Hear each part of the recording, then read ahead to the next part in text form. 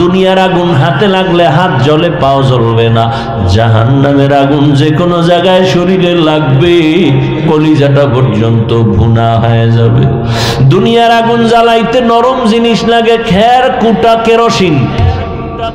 জাহান্নামের আগুন এত ভয়ঙ্কর, আল্লাহ বলেন এই জাহান্নামের আগুন প্রজ্বলিত করতে আমি প্রথম শক্ত জিনিস ব্যবহার করব। আর ওই শক্ত কি ব্যবহার করব জানুনি মানুষ? আমি জাহান্নামের আগুন জ্বালাইতেই ব্যবহার করব মানুষ আর পাথর। কোন মানুষ বলা হয় যায় না, কোন মানুষ দিয়া জাহান্নাম বানাবেন বলা যায় না। রাসূলের সাহাবী আবু হুরায়রা রাদিয়াল্লাহু তাআলা আনহু একজন মুহাব্বতের সাহাবী বলেন, ও ভাই আবু হুরায়রা, আপনি নবীর সোহবতে বেশি সময় কাটাইছেন, নবীজির এমন একটা হাদিস আমাকে আপনি শুনাইবেননি? আবু হুরায়রা রাদিয়াল্লাহু তাআলা আনহু বলেন, ঠিক আছে আসেন আমি শোনাবো। একটা নির্জন জায়গায় বসছে, দুইজনে বই আবু হুরায়রা বলেন, ও ভাই, ওই হাদিসটা আমি আপনাকে আজকে শোনাবো যেই হাদিস আমাকে নবী শুনাইছেন। এই রকম নিরিবিলি একটা ঘর, কেউ ছিল না, রহমতের নবী আর আমি আবু হুরায়রা ছাড়া কেউ নাই। এ কথা কইয়া একটা চিৎকার দিয়ে বেহুশ হয়ে পড়ে গেছে। আবু হুরায়রা রাদিয়াল্লাহু আনহু হুশে আসছেন। হুশে আসার পরে আবার বলতেছেন, ভাইজান আমি ওই হাদিসটা আপনাকে শোনাবো যেই হাদিস আমাকে নবী মুহাব্বত লাগায় শুনাইছেন। এমন একটা নির্জন জায়গা যেখানে নবী আর আমি আবু হুরায়রা ছাড়া কেউ ছিল না। আবু হুরায়রা এই কথা বইলা আবার একটা চিৎকার মেরে বেহুশ হয়ে গেছে। আবার হুশে আইসা আবার বলেন, ওই হাদিসটা শোনাবো যেই হাদিসটা নবী আমাকে একা একা শুনাইছেন। আবার বেহুশ। এইভাবে কয়বার বেহুশ? কয়বার? চতুর্থবারে কয়, ভাই শুনেন, মায়ার নবী হাদিস আমাকে শুনাইছেন, কিয়ামতের ময়দান কায়েম হয়ে যাবে। আবু হুরায়রা কাঁদেন আর বলেন, নবীজিও কান্না করে হাদিসটা শুনাইছেন। কিয়ামতের ময়দান কায়েম হয়ে যাবে। ময়দানটা সমতল, এই জমিনটাই হবে কিয়ামতের মাঠ। এই যে আমরা জমিনে বসে আছি এটাই কিয়ামতের মাঠ। কিচ্ছু থাকবে না, পুরা জমিনটা সমতল হয়ে যাবে। আল্লাহ পাক মানুষগুলোকে উঠাবেন, সব মানুষ দাঁড়াবে, নারী পুরুষ সব একেবারে উলঙ্গ। সূর্যটা নিচে নেমে আসবে, সূর্যর তাপ জমিনে দেওয়া হবে। অপর দিকে জাহান্নামের আওয়াজ, ওদিকে আমার আল্লাহ রাগান্বিত আওয়াজ দিয়ে বলবেন, লিমানিল মুলকুল ইয়াউম লিল্লাহিল ওয়াহিদিল কাহ্হার। আবু হুরায়রা রাদিয়াল্লাহু আনহু কাঁদেন আর বলেন, নবী বলতেছেন ওই শহীদকে আল্লাহ জিজ্ঞাসা করবেন, এই শহীদ তুমি যুদ্ধের ময়দানে গলা কাটছো কেন বলো? শহীদ বলবে, আল্লাহ তোমার দ্বীনের জন্য আমি গলা কেটে দিলাম বেঈমানের মোকাবেলায়। কথা মানুষে জানে তুমি দ্বীনের জন্য করছো, মানুষে তো উপরেরটা জানে, আমি তো ভিতরের কলবেরটা জানি। আমি আল্লাহ জানি তুমি তো আল্লাহর দ্বীনের জন্য করো নাই, তুমি করছো। তোমারে সবাই বীর মুজাহিদ বলবে, তোমাকে উপাধি দেবে তুমি বীর যোদ্ধা, তুমি বীর পুরুষ, তুমি এই নিয়তে আসছো ময়দানে। আমি তো জানি তোমার অন্তরের হালাত। তখন বান্দা ভয়। আবু হুরায়রা বলেন, নবী বলতেছেন আমার আল্লাহ রাগান্বিত হয়ে বলবেন, এই জাহান্নামের ফেরেশতা, এই নাফরমানের ধর, জাহান্নামের শিকল দিয়া বাঁধো। যুদ্ধের ময়দানে গলা কাটা শহীদ, আল্লাহ বলবে কে জাহান্নামের শিকল লাগাইয়া জাহান্নামের দিকে নিয়ে যাও। আল্লাহর অর্ডার হবে, জাহান্নামের শিকল লাগাইয়া জাহান্নামের দিকে নিয়ে যাওয়া হবে। এরপরে আল্লাহ ডাকবেন, এই মাওলানা সাহেব দাঁড়াও, আমি আল্লাহ তোমাকে ব্রেন দিয়েছি, তুমি অনেক কোরআন হাদিসের জ্ঞান অর্জন করে কি করেছো বলো? বলবে আল্লাহ আমি তোমার দ্বীনের দাওয়াত দিয়েছি, কোরআন হাদিস শিখা মানুষের বয়ান করেছি। কেন কেন? তোমার সন্তুষ্টির জন্য। কয় না না, মানুষ জানে তুমি আমার জন্য কাজ করছো, আর আমি আল্লাহ জানি তুমি নিজেকে মাওলানা বানানোর জন্য টুপি লাগাইছো, মানুষের বাহা বাহা পাওয়ার জন্য তুমি এই বেশ ধরেছো, মানুষের ধন্যবাদ পাওয়ার জন্য তুমি এগুলো করছো। আমি আল্লাহ জানি তোমার অন্তরের হালাত, তোমারে মাঝে মাঝে মুক্তি সাপ না বললে কষ্ট পাইতা, মাওলানা না বললে কষ্ট পাইতা। এগুলো তো দুনিয়ার জন্য, তুমি দুনিয়া কামাই করার জন্য এলেম শিখছো, দুনিয়ায় পেয়ে গেছো, আমার কাছে কিছু নাই।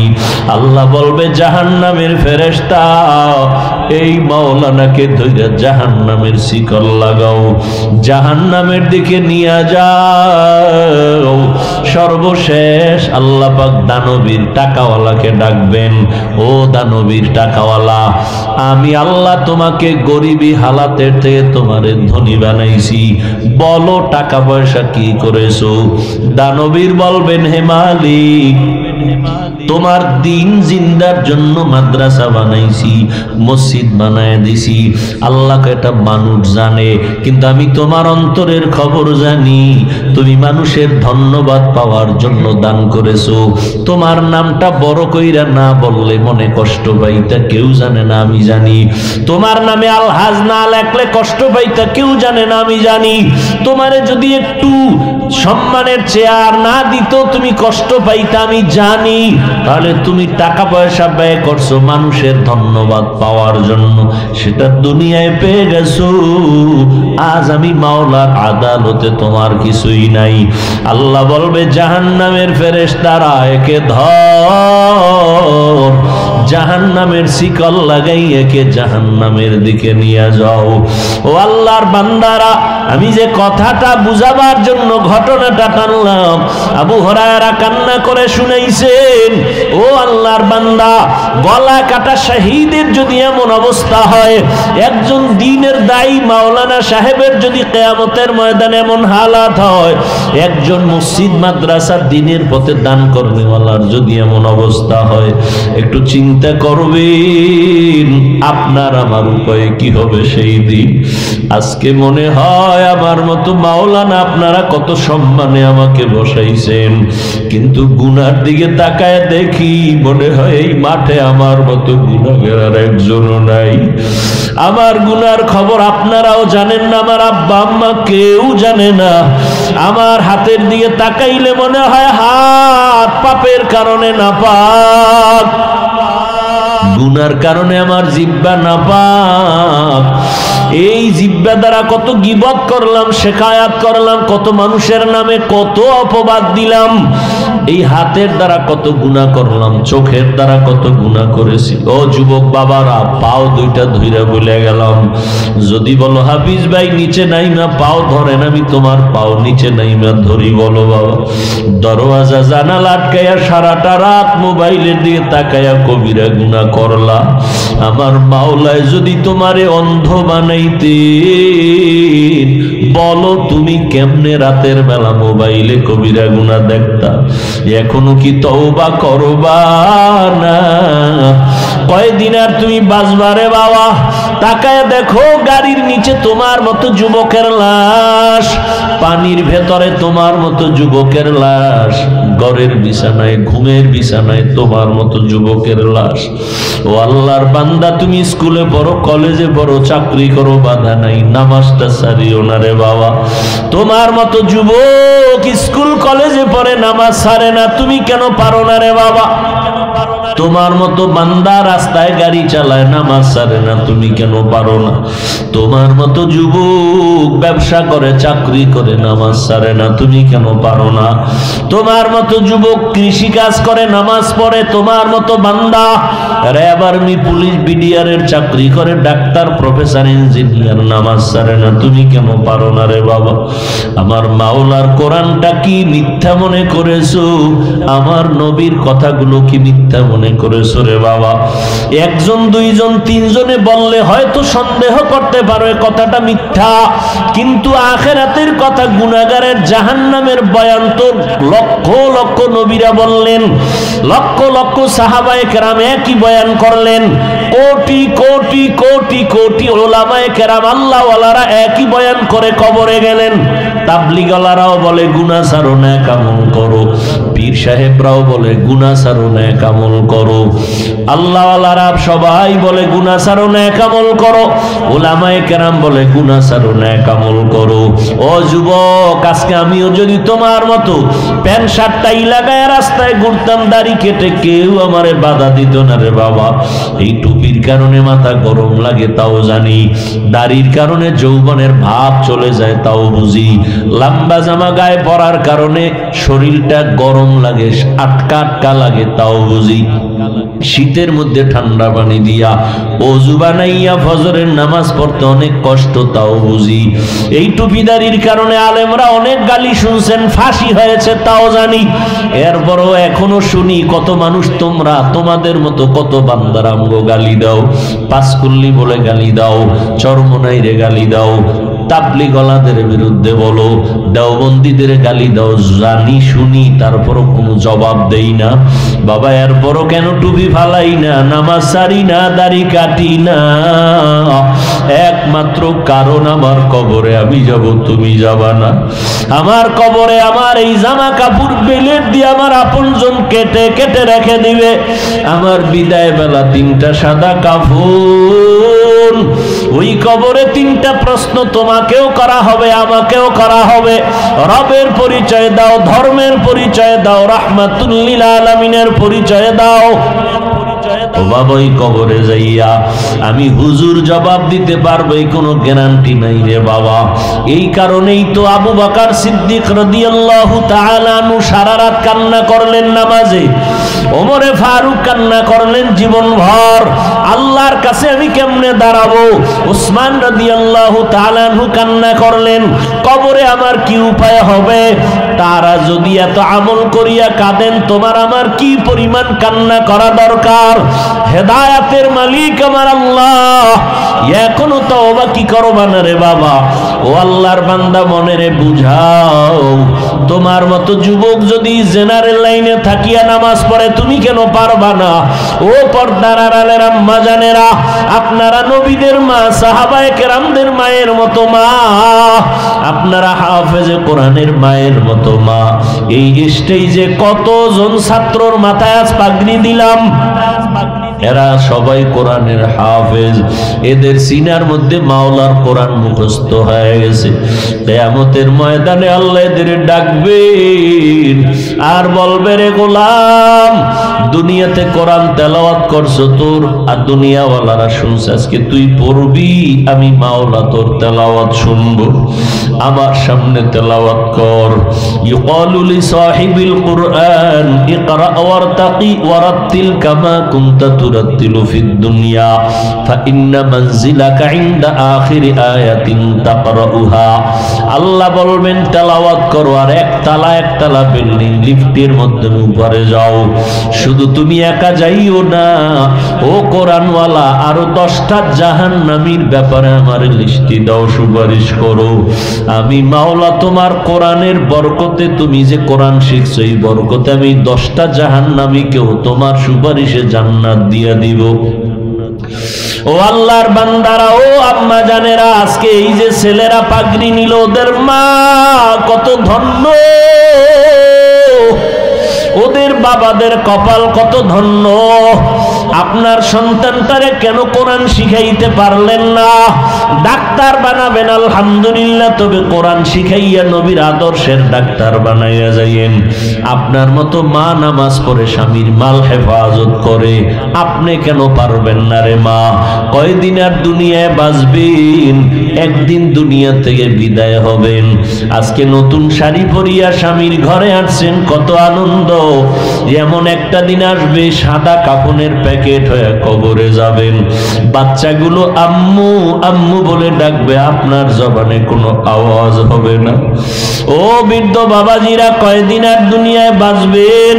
আপনার মতো কত বুড়া মানুষ লাঠি দিয়া মসজিদে গিয়া কষ্ট করে করে নামাজ পড়ে সারেন, আপনি কেন পারবেন না? আল্লাহর কাছে তওবা করে নেন। জীবনে তো গুনাহ কম করি নাই, নামাজ কম সারি নাই, বেপরদায় কম চলি নাই, নবীর তরিকা কম জবাই করি নাই। এক আল্লাহর বান্দা বড় গরিব মানুষ,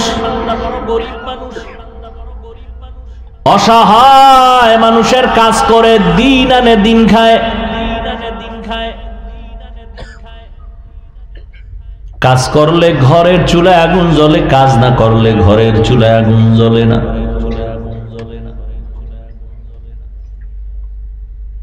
ওই আল্লাহর বান্দা প্রতিদিন কাজ করে সন্ধ্যাবেলা টাকা নিয়ে বাজারে যায়, কিছু বাজার করে ঘরে আসে, কোন রকম সংসার চালায়।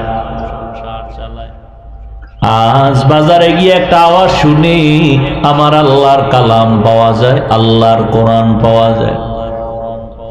এটা যদি ঘরে রাইখা দেও, ঘরের মধ্যে অনেক বরকত হবে। জীবনে আল্লাহর কোরআন দেখে নাই, পড়ে নাই, কই পাওয়া যায় ভাই? আওয়াজ দিল কই? কই লাইব্রেরির মধ্যে যাও, গেছি। আজ আল্লাহর বান্দা শখ শখ এটা ঘরে রাখলে বরকত হয়। কথা ঠিক আছে, আজকে আর খানা খাবো না, এই আমার একটা কোরআন দাও। কয় টাকা? এত টাকা নাও। আজকে আর বাজার টাজার নেই, এক রাত না খাইলে কি হইব? লাইব্রেরিয়ান ব্যক্তি বলে দিছে, এই আল্লাহর বান্দা ঘরে রাখবা, তবে এটা নিচে রাখবা না, বিনা ওযুতে ধরবা না। আল্লাহর বান্দা কোরআনটা লাইব্রেরি থেকে নিয়ে ডাইরেক্ট বাড়ি চলে গেল রাতের বেলা। বিবি আবার অপেক্ষায় আছে, বাজার করে আনবে, রান্না করবো, খাবো। আমি এখন ঘরের দরজায় গিয়া যদি বলি কিছু আনতে পারি নাই, দেখে যদি তো মেজাজ গরম হবে। আগের থেকে সিগন্যাল দিছে, এই ম্যাডাম বাঁকা টাকা হইও না, আজকে কিন্তু খাওন দাও না, নিন একটা বরকত নিয়ে এসি। মহিলারা তো বরকতের আরো পাগল। কি বরকত? বলে আল্লাহর কালাম। ঘরের মধ্যে গিয়া বলে এটা বিনা ওযুতে ধরা যাবে না, নিচু জায়গায় রাখা যাবে না, ঘরের মধ্যে এটা রাখতে পারলে অনেক বরকত হবে। এটা এমন একটা জিনিস যেটা দেখলে সওয়াব, পড়লে সওয়াব, ধরলে সওয়াব, জিডার আওয়াজটা কানের মধ্যে লাগলেও সওয়াব, দিলটা শান্ত হয়ে যায়। সারাদিন আবু জাহাল নবীরে গালি দেয়, আর রাতের আধারে গোপনে গিয়া আমার নবীর জবান মোবারকের তেলাওয়াত গোপনে গোপনে শুনে।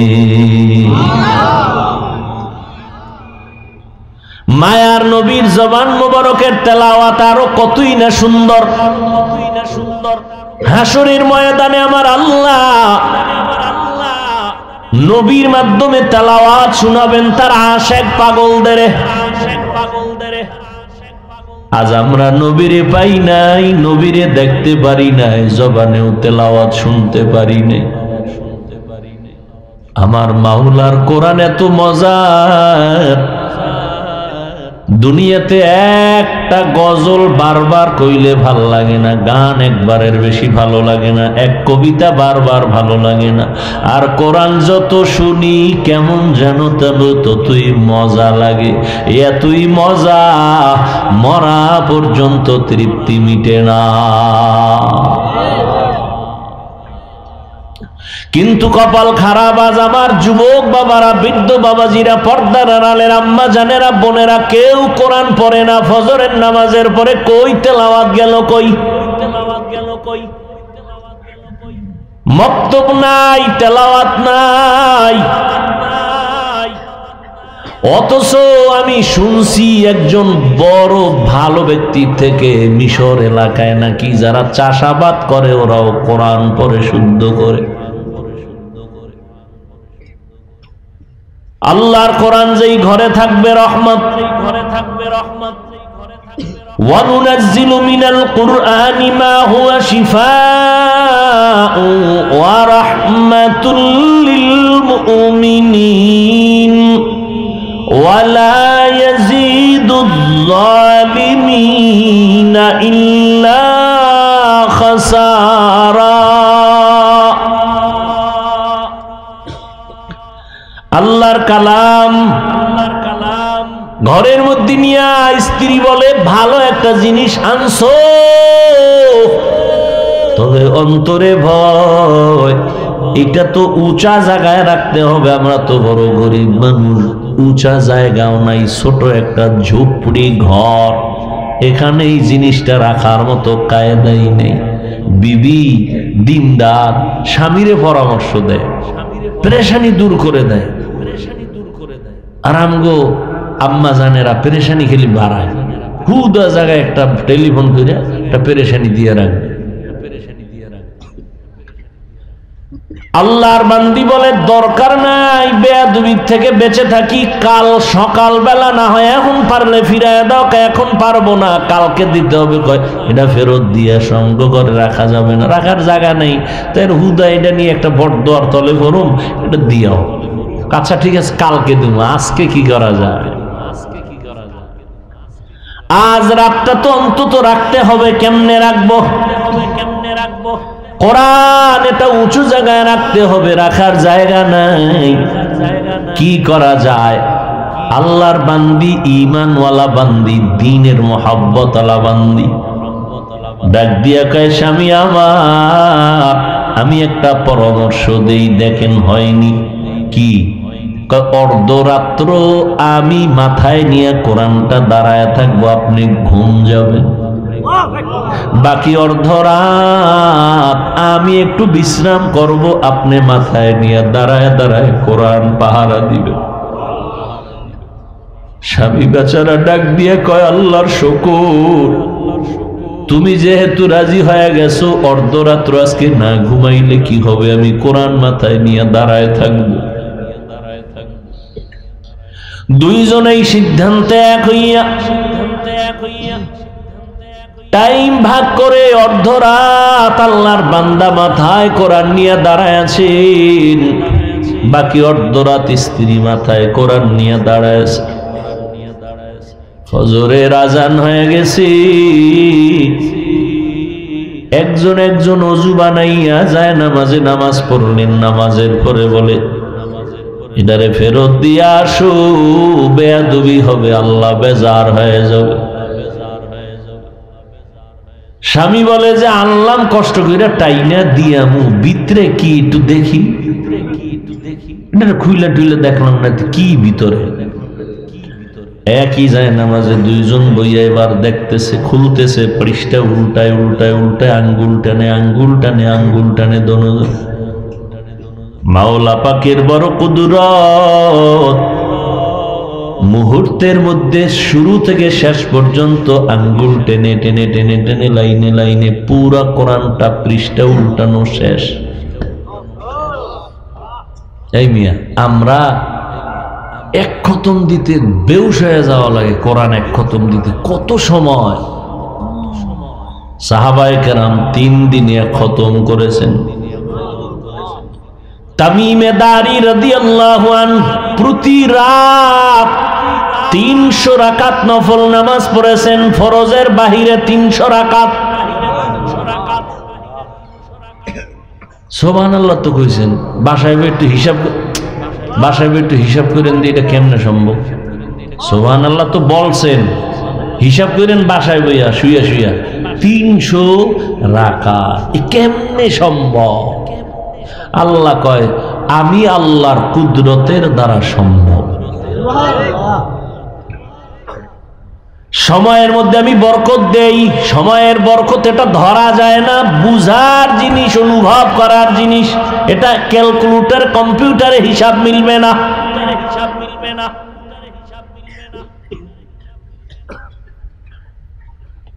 দোনোজন আল্লাহর কোরআন আঙ্গুল দিয়ে টানলেন।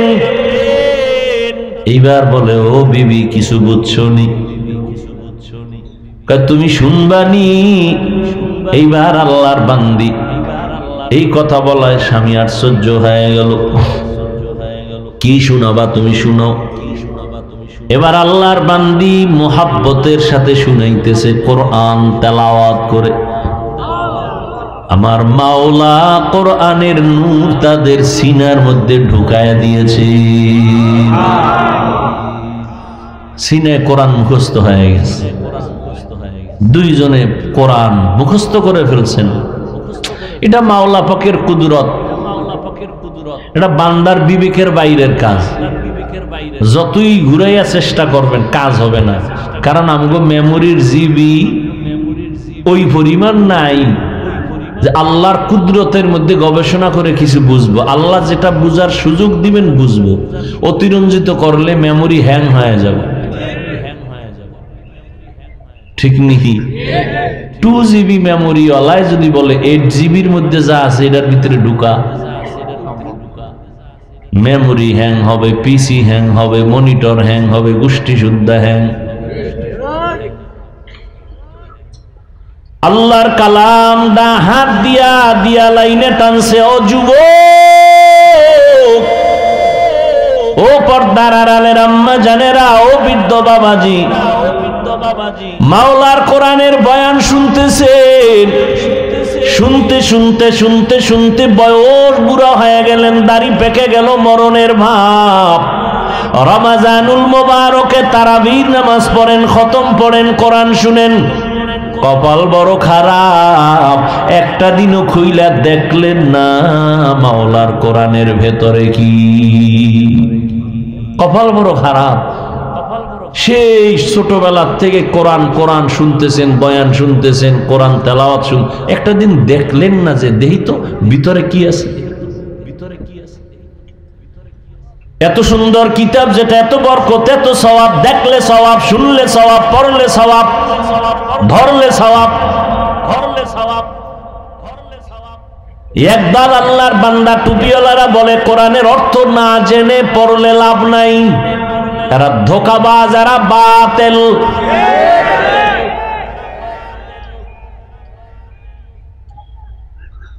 বরং রমজানে পড়বেন আরো বেশি সওয়াব, আরো বেশি সওয়াব রমজানে। আল্লাহর সেই পবিত্র কালাম মহাগ্রন্থ আল কুরআন, কি মহিমা এ মাসেই হয়েছে তার আগমন। আল্লাহর সেই পবিত্র কালাম মহাগ্রন্থ আল কুরআন, কি মহিমা এ মাসেই হয়েছে তার আগমন। এক নেকে শতুর রহমান, দেন ফরজ নফল, দেন নফল ফরজ সমান। রহমত বরকত নাজাতের মাস, জ্বালাও আমলের বাতি। ভুলবো না ভোলা যায় নাকি মাহে রমজানের স্মৃতি। ভুলবো না ভোলা যায় নাকি মাহে রমজানের স্মৃতি। এ মাসের কত ফাজিলত জানো কি মুসলিম জাতি। ভুলবো না ভোলা যায় নাকি মাহে রমজানের স্মৃতি। ভুলবো না ভোলা যায় নাকি মাহে রমজানের স্মৃতি। ঘুম আসতেছে আপনার? এরে যুবক আল্লাহর গোলাম, জীবনে সব কামাই করলি, মাওলার কাছে কি নিয়ে যাবি? আল্লাহ যদি জিগায় তোর সব মাপ, তুই জীবনে যত আকাম করছো সব মাপ, খালি একটা ভালো কাজের কথা ক, যেটার ধৈরেই আমি তোর জান্নাত দেব। একটা আছে? কি মাস্তান হয়ে বয়ে দিস, হুজুর মুজুর এটি কোনো পছন্দই হয় না। একটা আমল যদি আল্লাহ জিজ্ঞেস করে বান্দা বল, একটা আমল দেখা, হাদিসে পাকে নবী বলেন কিচ্ছু নাই, বান্দার আল্লাহ দেখবে, দেখ বান্দার নামটা নবীদের সাথে মিল আছে। যদি দেখে নামটা আব্দুর রহমান, নামটা হলো আব্দুল করিম, নামটা হলো রহিমা খাতুন, আয়েশা খাতুন, খাদিজা খাতুন, নামটা সুন্দর, নবীদের সাথে কোরআনের সাথে মিল, রাসূলের সহিহ হাদিস, আল্লাহ শেষবারে বলবে এই নামের বরকতে যাও, আমি তোমারে জান্নাত দিয়া দিলাম। নাম রাখছে সেন্টু, হৃদয়, বৃষ্টি, নদী, সাগর, সবুজ, গম্বুজ, কি সারা দুনিয়ার বেঈমানের বাড়ি ঘুরো, আব্দুর রহমান নামের একটা ছেলে পাবেন, পাবেন। সারা দুনিয়ার বিধর্মীদের বাড়ি বাড়ি ঘুরো, রহিমা নামে একটা মেয়ে পাবা। আসতে কেন পাবেন? কপাল এত খারাপ কেন আমাদের? আমরা এতটা ছোট মনের মানুষ কেন যে আমগো ঘরে ঘরে ঘরে ঘরে বেঈমানের পাতানো নাম, ঘরে ঘরে বেঈমানের নাম। একজনের নাম রাখছে বিপদ, সন্তানের নাম বিপদ, ডাক দিছে বিপদ, পিছনে একজন তাকায়, ভাই কি বিপদ? কেন? আমার সন্তানের নাম বিপদ। আমার তো ভাই মহা বিপদ শুরু হয়ে গেছে। আহা,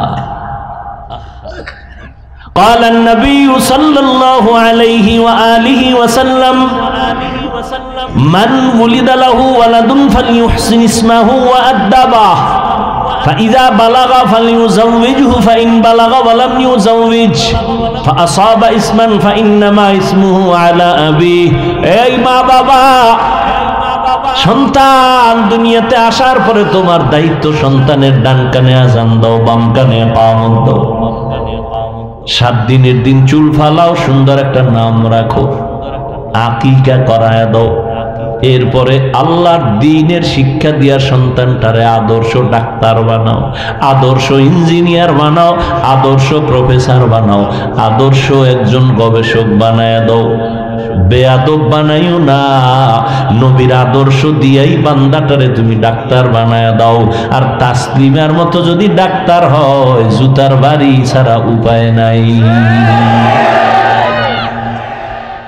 আদর্শের ডাক্তার বানাও, কই আদর্শ পাবো কই? বলে পৃথিবীর মধ্যে শ্রেষ্ঠ আদর্শ হলো রহমাতুল লিল আলামিনের আদর্শ। আমার নবীর আদর্শ কেমন? নবী মাত্র 13 বছরের ব্যবধানে মক্কার খারাপ চরিত্রহীন মানুষগুলোকে দামি মানুষ বানায় ফেললেন। নবী একটা বেতের বাড়িও দিলেন না, বললেন না কেমন মায়ার নবী আমার। নবী একটা গালিও দিলেন না, হাজার হাজার হাজার গালি আসছে, নবী একটা গালির জবাবও দিলেন না। আরো আশ্চর্য খবর, আমার নবী কখনো জীবনে চক্ষু গরম করে কারো দিকে তাকান নাই। কি যুবকেরা, সুবহানাল্লাহ না? ওগো নবীর উম্মতেরা, হয়ে আজি দিশাহারা, কোরআন হাদিসের চলো যখন যাহা চায় মনে, নবী বিনে কে তরাবে পুলসিরাত মিজানে, নবী বিনে কে তরাবে পুলসিরাত মিজানে। চলো চলো চলো মুমিন চলো নবীর সন্ধানে, নবী বিনে কে তরাবে পুলসিরাত মিজানে। ইয়া আইয়ুহাল্লাযীনা আমানু কু আনফুসাকুম ওয়া আহলিকুম নারা, ও মুমিন জাহান্নামের আগুন থেকে নিজেকে বাঁচাও, তোমার আহালকে বাঁচাও। এক নাম্বার দায়িত্ব নিজেকে বাঁচাও, দুই নাম্বার দায়িত্ব তোমার আহালকে বাঁচাও। ও আব্বা আম্মারা, আপনাদের সন্তান আপনাদের আহাল, আপনিও জাহান্নাম থেকে বাঁচবেন, আপনার সন্তানদেরও বাঁচাবেন। নিজেও নামাজ পড়বেন, সন্তানদেরকেও নামাজি বানাবেন। নিজেও কোরআন শিখবেন পড়বেন, সন্তানদেরকেও কোরআন শিখাবেন পড়াবেন। নিজেও হালাল খাবেন, সন্তানদেরকেও হালাল খাওয়াবেন। খবরদার নিজেও সুদ খাবেন না, নিষ্পাপ সন্তানগুলোকে সুদের টাকা খাওয়াই পবিত্র রক্তটারে নাপাক বানাবেন না। কত বড় কুলাঙ্গা, নিজে হারাম খায়, যাই না শুই না খাক, মরার পরে ভিডাভিডি যাওয়া হবে, কিন্তু তোমার ঘরের মা, তোমার ঘরের বাচ্চাটার কি দোষ? ও রক্ত তো পবিত্র, ওকে কেন হারাম টাকা খাওয়ায় রক্ত নষ্ট করলা? নিজেকে জাহান্নাম থেকে বাঁচাও, তোমার আহালকে বাঁচাও। ও স্বামী, নিজেকে জাহান্নাম থেকে আগে বাঁচাও, তোমার আহাল তোমার স্ত্রীকে জাহান্নাম থেকে বাঁচাও। নিজেও টেলিভিশন দেখবা না, স্ত্রীকেও দেখার থেকে ফিরানোর চেষ্টা করো। নিজেও নামাজ পড়েন, স্ত্রীটাকেও নামাজি বানাবেন, কারণ গাছ ভালো হবে, সফল ভালো হবে। আম্মা জানের আদর্শ যদি ভালো হয়, সন্তান ভালো হবে। এই দুনিয়াতে যত ভালো ভালো সন্তান আছে, সব হলো মা বাবার অবদান, মায়ের আদর্শের কারণে। মায়ের আদর্শ ভালো তো সন্তান ভালো। যেই গাবি ভালো, ওই গাবির দুধ বেশি হয়। আপনারা গাবি কিনতে যান দুধ পান করার জন্য, আগে জিগায় মায়ের দুধ কয় কেজি হইতো, কয় 20। তাহলে বাচ্চাটার অন্তত 15 কেজি হতে পারে, ঠিক নেই? একটা গাবি কিনতে গিয়া মায়ের খবর নিলেন, একটা বিবাহের পাত্র দেখতে গিয়া পাত্রীর কাছে জিগাইলেন না এর মা পর্দা করেনি, এর মা কোরআন পড়তে জানেনি। কারণ মা যদি কোরআন পড়নেওয়ালা হয়, পর্দা করে, মেয়েটাও পর্দা করার মধ্যে আসতে পারে, ফায়দা হবে, কোরআন পড়লে লাভ হবে। ঘরের মধ্যে আম্মা জান কোরআন পড়বে, রহমতের ফেরেশতা ঘরটা পাহারা দিবে। জাহান্নামের আগুন থেকে নিজেকে বাঁচান, আহালকেও বাঁচান। কেন? বলে ওয়াকুদুহান নাসু ওয়াল হিজারা, জাহান্নামের আগুনের ইন্ধন হবে মানুষ আর পাথর। দুনিয়ার আগুন আগুন, জাহান্নামের আগুনটাও আগুন। দুনিয়ার আগুনের দ্বারা মানুষের উপকার হয়, মাঝে মাঝে ক্ষতিও হয়, কিন্তু জাহান্নামের আগুন সব সময় ক্ষতি আর ক্ষতি আর ক্ষতি। দুনিয়ার আগুন নরম, জাহান্নামের আগুন বড় হাত। দুনিয়ার আগুন হাতে লাগলে হাত জ্বলে, পাও জ্বলবে না। জাহান্নামের আগুন যে কোনো জায়গায় শরীরে লাগবে, কলিজাটা পর্যন্ত ভুনা হয়ে যাবে। দুনিয়ার আগুন জ্বালাইতে নরম জিনিস লাগে, খের কুটা কেরোসিন।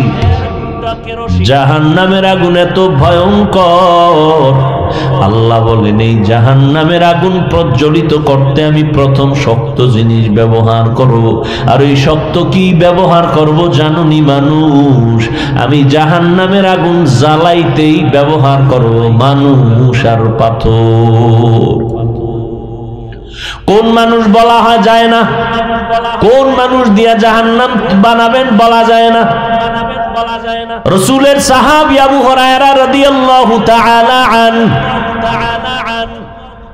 একজন মুহাব্বতের সাহাবী বলেন, ও ভাই আবু হুরায়রা, আপনি নবীর সোহবতে বেশি সময় কাটাইছেন, নবীজির এমন একটা হাদিস আমাকে আপনি শুনাইবেননি? আবু হুরায়রা রাদিয়াল্লাহু তাআলা আনহু বলেন, ঠিক আছে আসেন আমি শোনাবো। একটা নির্জন জায়গায় বসছেন, দুইজনে বই আবু হুরায়রা বলেন, ও ভাই, ওই হাদিসটা আমি আপনাকে আজকে শোনাবো যেই হাদিস আমাকে নবী শুনাইছেন। এই রকম নিরিবিলি একটা ঘর, কেউ ছিল না, রহমতের নবী আর আমি আবু হুরায়রা ছাড়া কেউ নাই। এ কথা কইয়া একটা চিৎকার দিয়ে বেহুশ হয়ে পড়ে গেছে। আবু হুরায়রা রাদিয়াল্লাহু আনহু হুশে আসছেন। হুশে আসার পরে আবার বলতেছেন, ভাইজান আমি ওই হাদিসটা আপনাকে শোনাবো যেই হাদিস আমাকে নবী মুহাব্বত লাগায় শুনাইছেন। এমন একটা নির্জন জায়গা যেখানে নবী আর আমি আবু হুরায়রা ছাড়া কেউ ছিল না। আবু হুরায়রা এই কথা বইলা আবার একটা চিৎকার মেরে বেহুশ হয়ে গেছে। আবার হুশে আইসা আবার বলেন, ওই হাদিসটা শোনাবো যেই হাদিসটা নবী আমাকে একা একা শুনাইছেন। আবার বেহুশ। এইভাবে কয়বার বেহুশ? কয়বার? চতুর্থবারে কয়, ভাই শুনেন, মায়ার নবী হাদিস আমাকে শুনাইছেন, কিয়ামতের ময়দান কায়েম হয়ে যাবে। আবু হুরায়রা কাঁদেন আর বলেন, নবীজিও কান্না করে হাদিসটা শুনাইছেন। কিয়ামতের ময়দান কায়েম হয়ে যাবে। ময়দানটা সমতল, এই জমিনটাই হবে কিয়ামতের মাঠ। এই যে আমরা জমিনে বসে আছি, এটাই কিয়ামতের মাঠ। কিচ্ছু থাকবে না, পুরা জমিনটা সমতল হয়ে যাবে। আল্লাহ পাক মানুষগুলোকে উঠাবেন, সব মানুষ দাঁড়াবে, নারী পুরুষ সব একেবারে উলঙ্গ। সূর্যটা নিচে নেমে আসবে, সূর্যর তাপ জমিনে দেওয়া হবে। অপর দিকে জাহান্নামের আওয়াজ। ওদিকে আমার আল্লাহ রাগান্বিত আওয়াজ দিয়ে বলবেন, লিমানিল মুলকুল ইয়াউম লিল্লাহিল ওয়াহিদিল কাহ্হার।